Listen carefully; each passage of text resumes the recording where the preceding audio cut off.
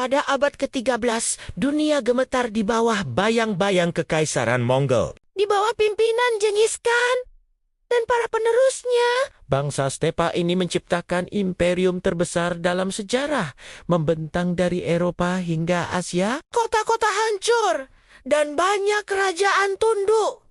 Tidak ada yang berani menentang mereka. Namun, jauh di seberang selatan, di sebuah pulau tropis bernama Jawa, berdiri sebuah kerajaan bernama Singasari yang dipimpin oleh seorang raja pemberani bernama Kertanegara. Pada akhir tahun 1200-an, Kertanegara sedang sibuk membangun kekuasaannya sendiri. Ambisinya adalah menyatukan Nusantara.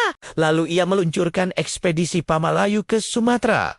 Bukan hanya untuk memperluas wilayah, tetapi juga untuk membendung pengaruh kerajaan lain. Kertanegara bermimpi besar dan ia tidak takut mengambil risiko. Di sisi lain dunia, Kubilai Khan, cucu Genghis Khan, dan kaisar dinasti Yuan di Tiongkok juga punya rencana besar. Ia menuntut semua kerajaan di sekitarnya untuk tunduk pada Mongol dan membayar upeti. Tentu saja, mata Kubilai Khan akhirnya tertuju pada Jawa. Tahun 1289, Kubilai Khan mengirim utusannya ke Singasari. Pesannya sederhana, tunduklah atau rasakan murka Mongol. Namun, Kertanegara bukanlah raja yang mudah ditaklukkan. Apa yang ia lakukan selanjutnya? Mengubah jalannya sejarah. Bukan hanya menolak, Kertanegara menghina utusan Mongol itu dengan cara yang sangat ekstrem. Wajah mereka dilukai, bahkan ada yang mengatakan telinga mereka dipotong. Mereka dipulangkan dalam keadaan tercela, membawa pesan penghinaan yang tak termaafkan bagi Kaisar Mongol. Bagi Mongol, ini bukan sekadar penolakan. Ini adalah deklarasi perang. Kubilai Khan murka bukan main. Ia segera memerintahkan persiapan invasi terbesar yang pernah ditujukan ke Nusantara. Ribuan kapal dan puluhan ribu prajurit disiapkan. Tujuannya satu, menghukum Kertanegara dan menaklukkan Jawa. Armada perang Mongol berangkat pada tahun ke-1292. Mereka berlayar berbulan-bulan melintasi lautan, siap menghancurkan Singasari. Namun, ketika mereka akhirnya tiba di perairan Jawa, pada awal tahun 1293, mereka menemukan sebuah kejutan besar. Situasi politik di kerajaan Jawa telah berubah total. Kerajaan Singasari sudah tidak ada lagi. Kertanegara, target utama mereka, telah tewas saat pasukan utama Singasari sedang berada di luar Jawa. Seorang adipati dari Kediri bernama Jayakatwang melancarkan pemberontakan. Ia menyerbu ibu kota, membunuh Kertanegara, dan merebut takhta. Kerajaan Kediri bangkit kembali, dan Singasari runtuh dalam sekejap.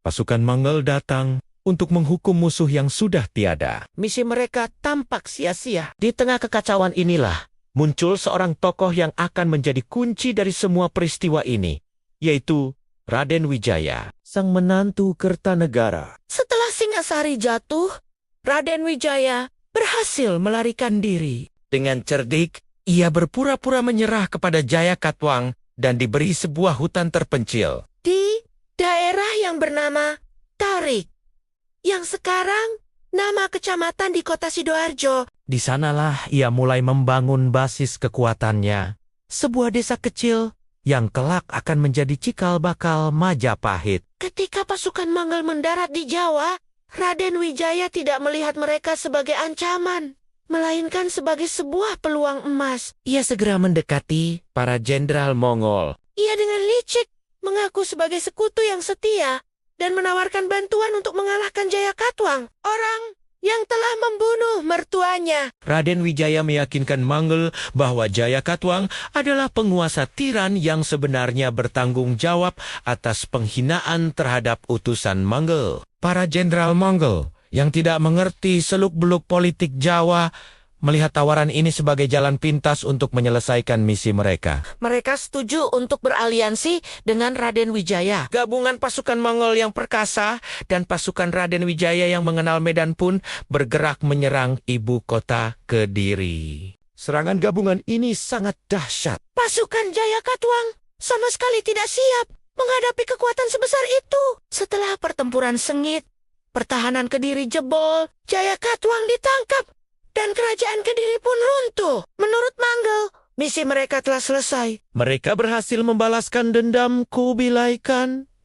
Mereka berpesta merayakan kemenangan dan tidak menyadari bahwa mereka baru saja masuk ke dalam perangkap yang jauh lebih besar. Setelah kemenangan itu, Raden Wijaya memainkan kartu terakhirnya. Ia meminta izin kepada para jenderal Mongol untuk kembali ke desanya di Majapahit. Alasannya, untuk menyiapkan upeti dan hadiah persembahan bagi Kaisar Kubilai Khan sebagai tanda terima kasih. Para jenderal Mongol yang sudah menganggap Raden Wijaya sebagai sekutu setia, mengizinkannya pergi tanpa curiga sedikit pun.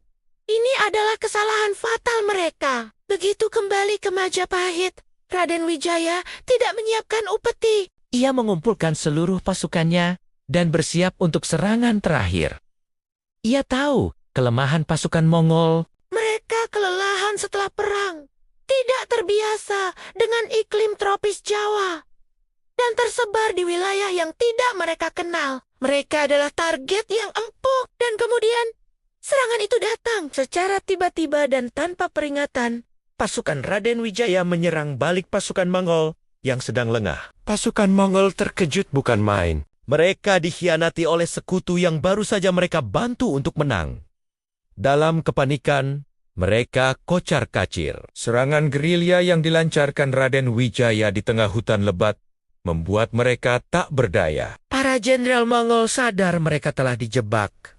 Mereka memerintahkan mundur total. Dengan tergesa-gesa, sisa-sisa pasukan Mongol lari kembali ke kapal mereka. Banyak prajurit tewas dalam upaya melarikan diri, dan mereka terpaksa meninggalkan Jawa dengan menanggung malu yang luar biasa. Mereka harus berlayar sebelum musim angin muson berubah dan memerangkap mereka selamanya di pulau yang telah mengalahkan mereka. Invasi ini tercatat sebagai salah satu kegagalan paling memalukan dalam sejarah penaklukan Mongol. Jawa menjadi satu dari sedikit wilayah di dunia yang berhasil mengusir pasukan Mongol tanpa pernah benar-benar ditaklukkan. Bangsa Jawa tidak menang dengan kekuatan senjata semata, tetapi dengan kecerdikan, strategi licik, dan pemahaman mendalam tentang medan perang mereka sendiri. Bagi Raden Wijaya, kemenangan ini adalah segalanya. Dengan perginya Mongol dan runtuhnya Kediri,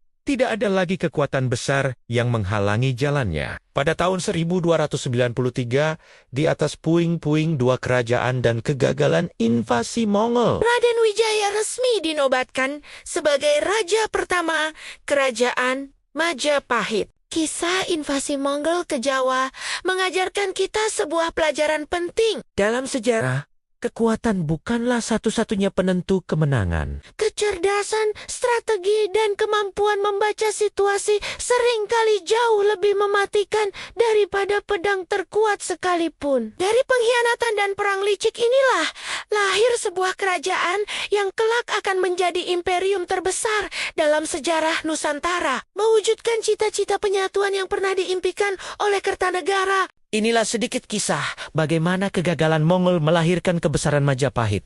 Terima kasih sudah menonton. Jika kalian suka dengan konten seperti ini, jangan lupa untuk like, komen, dan subscribe agar tidak ketinggalan video kami selanjutnya. Sampai jumpa!